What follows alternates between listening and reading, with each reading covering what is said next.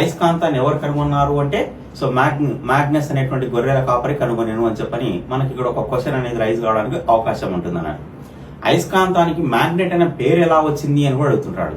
Magnet అనే పేరు ఎలా వచ్చింది అంటే ఇక్కడ సో మెగ్నీషియా గ్రామ సమీపంలో ఈ లోడ్ స్టోన్స్ అనే రాళ్ళు కనుగొనబడ్డాయి అంటున్నాం కదా.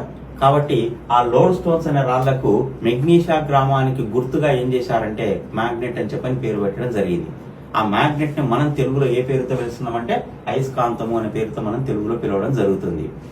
సో ఈ అయస్కాంతాన్ని వేదాలలో మనకు వేదాలు అంటాం కదా, మొత్తం 4 వేదాలు ఉన్నాయి కదా, 4 వేదాలు ఉన్నాయి కదా. ఋగ్వేదము, సో అథర్వణ వేదము, సో నెక్స్ట్ ఋగ్వేదము, యజుర్వేదము, సామవేదము, అథర్వణ వేదము, మొత్తం 4 రకాల వేదాలు ఉన్నాయి కదా.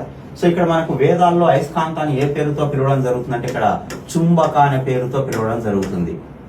చుంబక అంటారు దీన్ని.